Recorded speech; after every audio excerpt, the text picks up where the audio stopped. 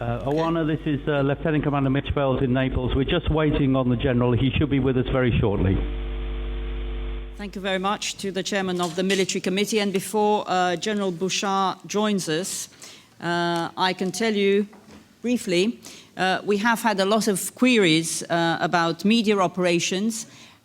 NATO headquarters will be the lead contact point for all media inquiries. So if you have a question, please give us a ring, email your question, and I know lots of you already do. We will be expanding our email distribution list to include anybody who's accredited for either of our last 2 ministerial meetings. But again, if you want to be on that list, let us know. You can email the press office, which is press@hq.nato.int. And of course, we will keep you updated by email and on the NATO website with details of planned press events. I keep looking back to see if General Bouchard appears on the screen. Let me know when he's there. As of tomorrow, we intend to provide operational updates on a daily basis, and we'll continue to organize regular briefings with the participation of the military as we have been doing. At this stage, these briefings will take place twice a week. Again, we'll let you know if there are any changes. And we'll do our best to web stream, to broadcast live by satellite all press points at NATO.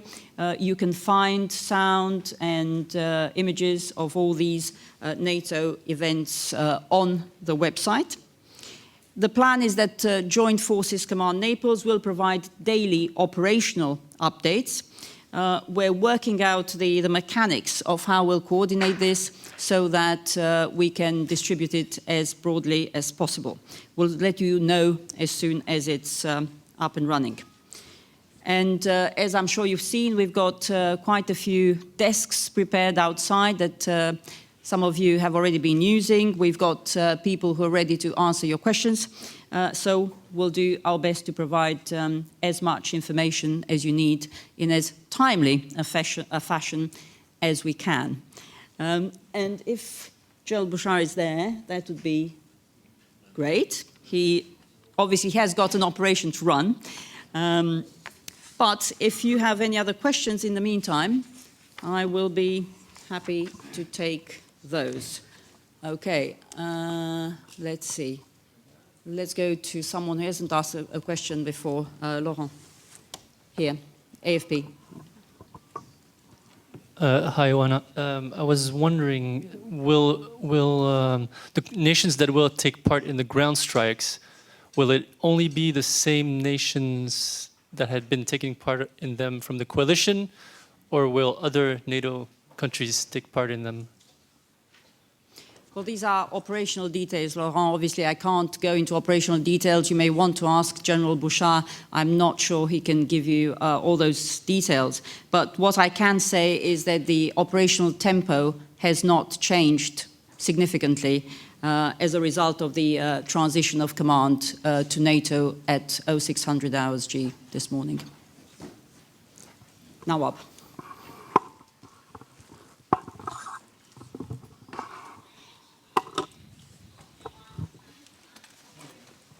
Over here. Oana, you said there was a meeting yesterday here with the Mediterranean and ICI countries. On what level was the meeting?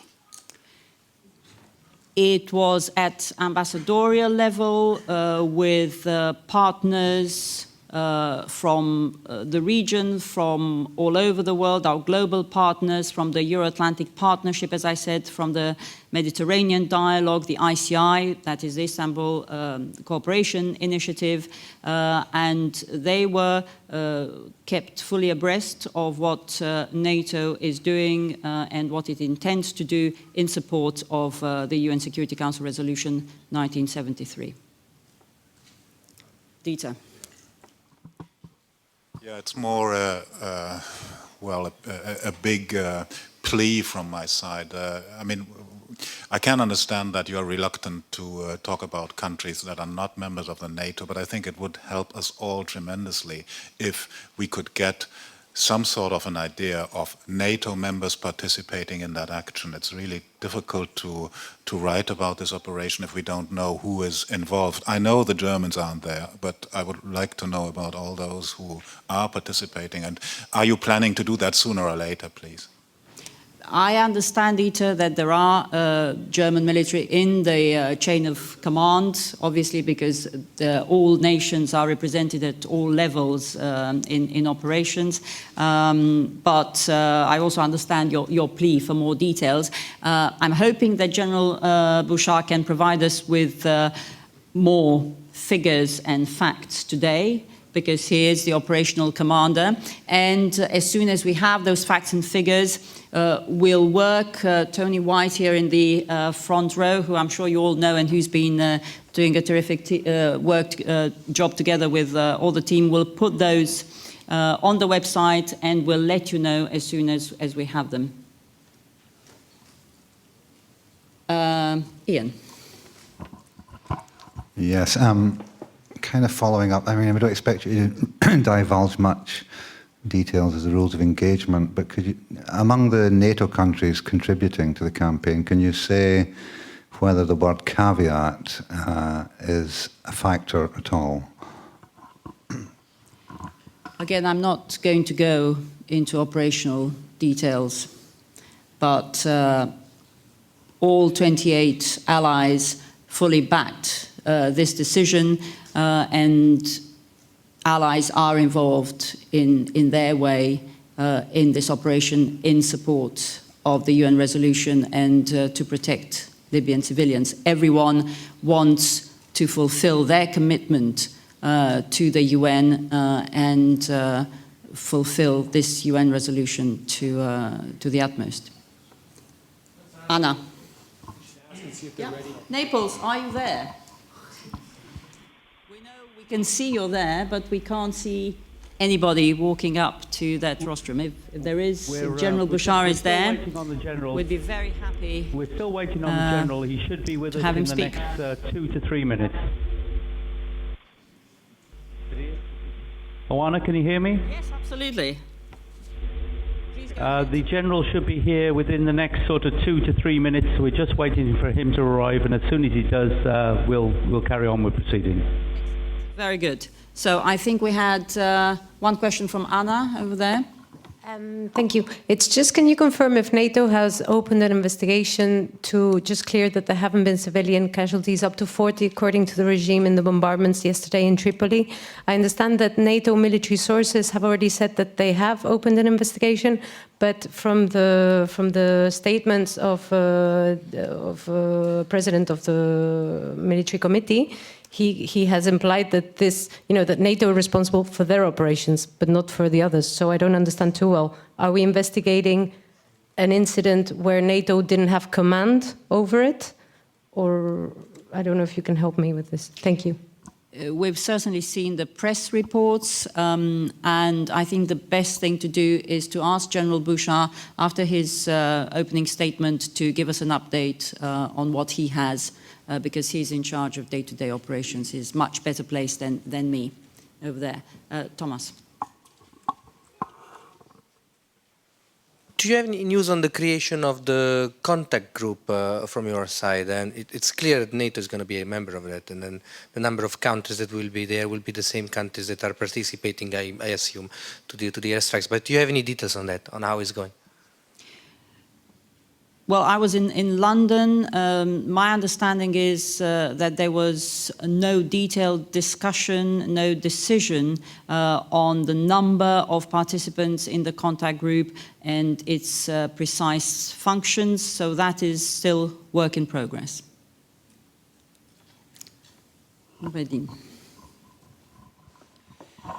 Can you elaborate a little bit about the meeting yesterday with partners? Because in London, we saw the Arab countries, some of them, enough important, let's say, in terms of geopolitical role, were not in London. Some show up on ambassadors' level in London, and they don't want to show more than that. Can you tell us, in your meeting yesterday, we can imagine that you did not only brief them about what you are doing, but also you are asking Arab countries contributions. Did you get a positive answer about having new contributions from other Arab countries? Let me make clear once again, this was a meeting with all our partners, obviously partners from the region, partners from around the world. It was a very big meeting indeed, and it was more than an information meeting. I won't go into the deliberations of the North Atlantic Council because we never do, but as it was noted in London, there was broad support for NATO assuming command and control of all military operations concerning Libya, and partners around the world know NATO, trust NATO, and they know that, that NATO offers the right framework in which such operations can be conducted with full involvement of partner countries in decision shaping.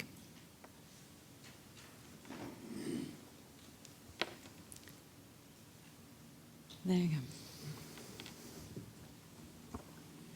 Joanna, the Admiral says that the arms embargo is going to be enforced by sea. Why not by land? Because if you do nothing, Gaddafi can still receiving weapons from other countries. Are you afraid or being in problems with other countries, or what's the question? It's a question we've been discussing before, Enrique. NATO is conducting the maritime operation to enforce the arms embargo. Of course, all members of the United Nations are under obligation to fulfill the UN mandate, so we also hope and are confident that Libya's neighbors will also enforce this arms embargo. We have certainly closed, or we're in the process of closing, the front door, and we think it's easier to smuggle shipments of arms and armed mercenaries by sea than through the Sahara Desert. But this is the embargo we are enforcing, and we expect others to do their part of fulfilling all UN resolutions concerning Libya. I think there's a question at the back, at the very back. I think it's Griselda.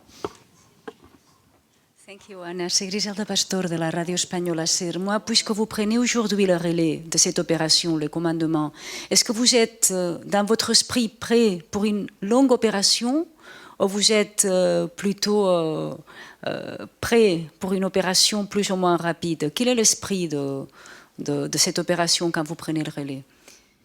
Ce sera la dernière question parce que je crois qu'on a le général Bouchard qui est en train d'arriver. On prend le contrôle de toutes ces opérations concernant la Libye avec le fort espoir qu'aussitôt que possible, il y aura une cessation des violences et des menaces contre la population civile.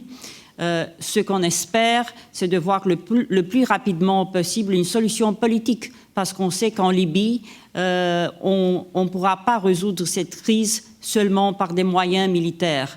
Ce que les Libyens, la communauté internationale espèrent et attendent, c'est une solution politique, une transition à la démocratie en pleine conformité avec les espérances légitimes, les aspirations légitimes du peuple libyen.